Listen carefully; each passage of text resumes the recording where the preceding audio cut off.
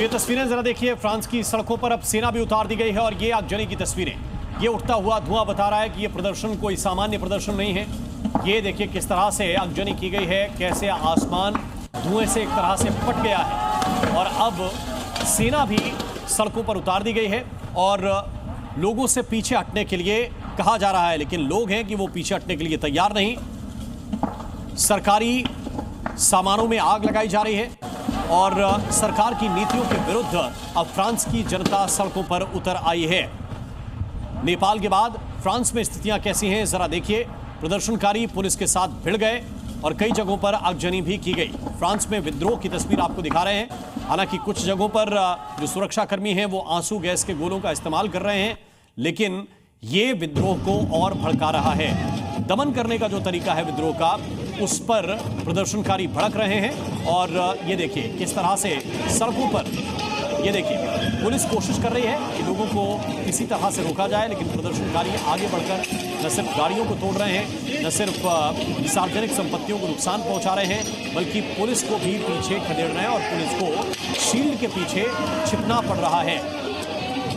कुछ प्रॉपर्टीज में ये लोग तोड़फोड़ कर रहे हैं, कुछ संपत्तियों को नुकसान पहुंचा रहे हैं। पुलिस इन्हें रोकने की कोशिश कर रही है। हालांकि अब सेना भी मैदान में उतार दी गई है।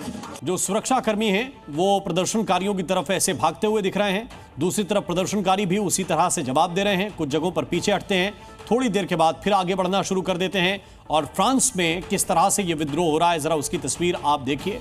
नेपाल में भी कुछ इसी अंदाज में प्रदर्शनकारियों ने सरकार को बदल दिया है और दूसरी तरफ हम आपको तस्वीर दिखा रहे हैं फ्रांस की, वहां भी विद्रोह भड़क उठा है। ये देखिए आसमान की सूरत बता रही है कि यहां पर क्या लिखना चाह रहे हैं प्रदर्शनकारी। ये उठता हुआ धुआं बता रहा है कि उनके उद्देश्य क्या है, उनकी मंशा क्या है। और रास्ते में रखे होने वाले तमाम जो डस्टबिन हैं वो इस वक्त सड़कों पर नजर आ रहे हैं, क्योंकि प्रदर्शनकारियों ने इन्हीं डस्टबिन को हथियार बनाकर पुलिसकर्मियों के ऊपर, सुरक्षा बल के ऊपर हमला बोला है। कई गाड़ियां फूंक दी गई हैं, कई जगहों पर सड़क को भी नुकसान पहुंचाया गया है। कुछ मॉल हैं, दुकानें हैं, उनको भी तोड़ा गया है। बड़ी बड़ी इमारतों को नुकसान पहुंचाया गया है और प्रदर्शनकारी सरकार के खिलाफ अपना आक्रोश जाहिर कर रहे हैं और इनको रोक पाने में अभी तक जो सुरक्षाकर्मी हैं वो असमर्थ ही साबित हुए हैं। हालांकि कुछ जगहों पर रोकने का प्रयास किया। ये देखिए किस तरीके से प्रदर्शनकारियों को पकड़कर उनको पीटकर पीछे हटाने की कोशिश है। बड़ी बड़ी शील्ड्स का इस्तेमाल हो रहा है और उनके पीछे पुलिसकर्मी खुद को सुरक्षित बनाए रखने की कोशिश कर रहे हैं। कुछ जगहों पर जो बैरिकेड्स लगे हुए हैं उनकी भी तस्वीर इस वक्त हम आपको दिखा रहे हैं। ज्यादा जानकारी के साथ सिद्धांत सिब्बल हमारे साथ जुड़ गए हैं। सिद्धांत, जरा बताइए कि इस वक्त फ्रांस की स्थिति क्या है और इसके पीछे की वजह क्या है? देखिए, फ्रांस में इस वक्त बहुत सारी जगहों में प्रोटेस्ट चल रहे हैं और मैं आपको बता दूं कि फ्रेंच प्रेसिडेंट इमैनुअल मैक्रोन काफी प्रेशर में है कि नए प्राइम मिनिस्टर को जल्दी एक तरफ से नियुक्त करें। हमने देखा कि कैसे जो पिछले प्राइम मिनिस्टर थे वो वोट ऑफ कॉन्फिडेंस एक तरफ से नहीं जीत पाए और उन्होंने अपना रेजिग्नेशन सौंप दी। और कहीं ना कहीं अगर हम मैक्रोन की पॉलिसीज को भी देख लें, पिछले कुछ सालों में काफी एक तरफ से एक प्रोटेस्ट हो रहे हैं उनको लेकर और अब आज एक तरफ से एक बड़ा रे ऑफ प्रोटेस्ट है और इसको लेकर बड़ा फोकस ये है कि हर चीज को ब्लॉक कर दिया जाएगा। अथॉरिटी जो लोकल अथॉरिटीज हैं वहां पे करीब 80,000 पुलिस कर्मचारियों को एक तरफ से ग्राउंड पे उतार दिए ताकि ये प्रोटेस्ट को वो रोक सके। और कहीं ना कहीं अब बड़ा फोकस ये है कि कैसे इस प्रोटेस्ट को कंट्रोल करने की कोशिश करी जाए, क्योंकि हम देख रहे हैं कि कैसे अभी नेपाल में एक मेजर प्रोटेस्ट हुआ, कोई कनेक्शन नहीं था। और मैं बताना चाहूँ कि दुनिया भर में एक तरफ से एक डिसकंटेंट जो सरकारों के खिलाफ हो रहा है उसको लेकर एक तरफ लग रहा है कि आज प्रोटेस्ट हो रहा है। जी, तो जो मुख्यतः प्रदर्शनकारी हैं जो इस तरह से उत्पात कर रहे हैं, सड़कों पे तोड़फोड़ मचा रहे हैं, कई जगह आगजनी कर रहे हैं, जिसके अलग अलग विजुअल्स आ रहे हैं, सिद्धांत, इनका मुख्य मकसद क्या है? ये क्या चाहते हैं? ये इमैनुअल मैक्रों को भी हटाना चाहते हैं या मौजूदा जो सत्ताधारी दल है उससे इनकी नाराजगी है?